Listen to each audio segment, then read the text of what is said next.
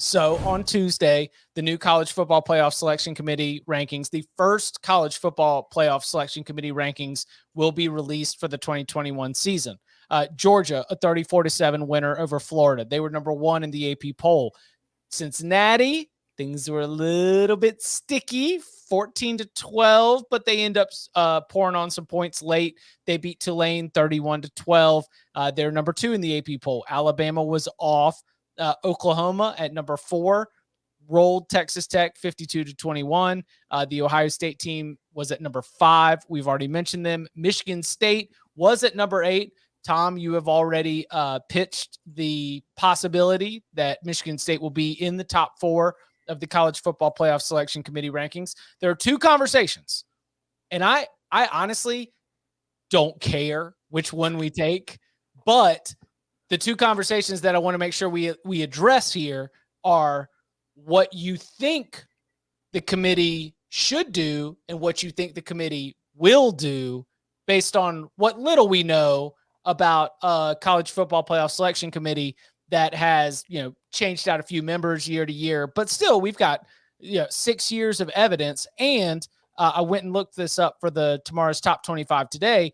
The first college football playoff selection committee rankings have almost always differed in some way from the AP poll. Much like odds makers, it tightens up once we get a little bit closer to Selection Sunday. But, some big swings will be made from time to time. Like in the 2019 season, they had the exact same top 5, Ohio State, LSU, Alabama, Penn State, and Clemson, but none of them were in the same positions. All of them were slightly different. In 2018, totally agreed on Alabama and Clemson at 1 and 2. However, where they were for LSU, Notre Dame, Michigan, Oklahoma, and Georgia were a little bit different. In 2017, things were a little bit shifted, including a Wisconsin team that was undefeated at number 4 in the AP top 25, but number 9 in the playoff rankings when those first 2017 rankings came out. So there can be as many as a handful of spots difference between the AP poll and the college football playoff rankings. So again, there's two conversations going on at the same time. What you think will happen and what you think should happen when the college football playoff selection committee releases its first rankings on Tuesday. Based on everything we saw, Tom already declared it, but how do you see that top 4, top 5 shaking out? So to me, I think there's a pretty clear 4 teams in this, right?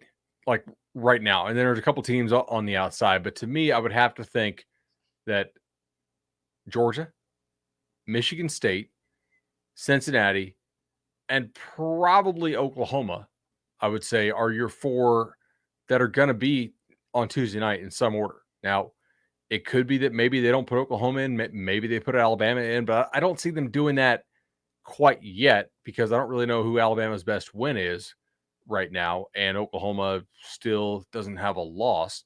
So my question is Michigan State 2, 3, or 4? Is Oklahoma 3 or 4? Is Cincinnati 2 or 3? I think those are kind of the prime questions for me, right? I don't think you're going to see Bama in the top 4 to start it out. There's no real point in doing that, A, because their resume does not deserve it so far, I don't think. B, we know what Bama needs to do. They need to win out. If they win out, they'll keep rising up. We'll see it happen every week. So I do not think the committee's going to put Alabama in there right now. Maybe Tom does. I think it'll be one of those 4 that I named. I think Bama will be in there. Ooh, over who? I think it's going to be Georgia, Bama, Michigan State, and Oklahoma. No Cincinnati top 4. No, because I think now that Miami's winning, they're going to look at Michigan State and say that the Miami win and the Michigan win are 2 better wins than what Cincinnati is with Notre Dame, because what's Cincinnati's second best win right now? We know that they're going to do anything they can to keep Cincinnati outside the top 4, because if they put them there now, they can't justify taking them out later if Cincinnati wins out. So they're going to keep them outside the top 4 to start and then hope that Cincinnati takes care of itself by losing a game at some point. So I think right now, Georgia, Oklahoma, Alabama, Michigan State. I'm not 100% sure of the order, But I do think Alabama will get in there over Cincinnati, over Ohio State, over Oregon, over those teams. We are so cynical right now about what the committee will do. I love it. Like we're basically not like we're not pretending that they just try to pick the 4 best teams, right? Like there's definitely something that goes on with this. We saw the whole BCS system and all the bowl system. Like the people who are on this committee are very tied into that. So, well, I thought that you were attacking the lazy thing where you just take the zeros and you just throw them up to the top. And by zeros, I mean the loss column, because I mean, you said Georgia, Oklahoma, Michigan State, and Cincinnati, right? That was your 4? Basically, that is what they do generally. It's like if you're undefeated, you're going to be really, really high. If you're undefeated as a G5 team, you're probably going to be behind like a really, really good 1-loss P5 team. But like depends on what time of year. The other point here, I mean, Houston beat SMU tonight. So Cincinnati, I think you can make an argument. Yes, we had them here. Yes, they were undefeated. But as everybody else plays tougher games and proves themselves down the stretch, Cincinnati has one good win in Notre Dame. And it's not really the Bearcats' fault that the rest of the AAC this year kind of stinks.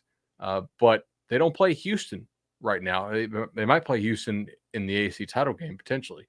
But sorry, we'll have to move you guys down later. That's not the committee's job to be able to say like they're SMU not going to give themselves that headache. They're not going to put Cincinnati in the top 4. Okay, well, listen, whether that happens or not, I'm just like SMU's loss to Houston should not impact the ranking of Cincinnati on November 2nd. All right, show bet. Cincinnati is in the top 4 Tuesday night. Okay. All right. Straight up? Sure. All right. So cool. Who's saying yes? Who's saying no? Is that I'm saying yes. I'm saying no. I don't even think they're going to stay in, but I think they're going to be in the first one. Because including SMU and Houston is projection. I mean, we're talking about a 4-4 Miami team that Bama's getting credit for winning over. Talking about a group of 5 team and a Power 5 team. They have the best win between the 2 schools, and they're undefeated. No, you can argue the Michigan win just as good as the Notre Dame win. And that's what the committee will do. I was saying between Cincinnati and Alabama. Oh, well, Alabama's Alabama. Okay, that's a fair point. That they do use that logic quite a bit. Alabama doesn't even have to win its own damn. We've seen the committee make up stats. It doesn't have to win its own division to get into the playoff. They made up game control in 2014 to keep FSU out. Remember, like we never heard of game control before, and we haven't heard of it really since. Don't even get me started on this, because the playoff has done that thing where they have like journalists come in and they show them the process of what they go through to put these rankings together. And we have these stats and we have this. How many of them do you think ever asked, well, why do you use this stat? Why don't you use this stat? Are the stats the same every week, or blah, blah, blah? Nobody ever asked that question. But I would just, anyways. And they're not allowed to use certain stats, by the way, stats that would like actually show like comparative analysis and control for team quality and things. Okay, so in the college football playoff selection committee rankings discussion, now let's take it to the Oregon Ducks. 52-29 winners against Colorado. I called it a deceptive, like 52-29 win, because I think Oregon played better than that even final score shows, just because Colorado poured on some touchdowns late. I thought the defense did a really good job of just like turning this thing into a blowout, and those garbage time scores by the Buffs made it seem, I guess, a little bit more shootout-y than it really was. Oregon's got the win against Ohio State, what I still believe Ducks winning in Columbus is one of the best wins that we'll have in the entire college football season. Where does Oregon stack up against the best teams in the country when the playoff rankings come out? It's going to be interesting to see what the committee does with them in Ohio State. I would think, based on their history, they'll probably have Oregon ahead of Ohio State. Right. They try to go head-to-head early as much as possible. Yeah, and then, cross your fingers and hope Oregon loses again at some point so you could do what you want to do, which is put Ohio State back up there.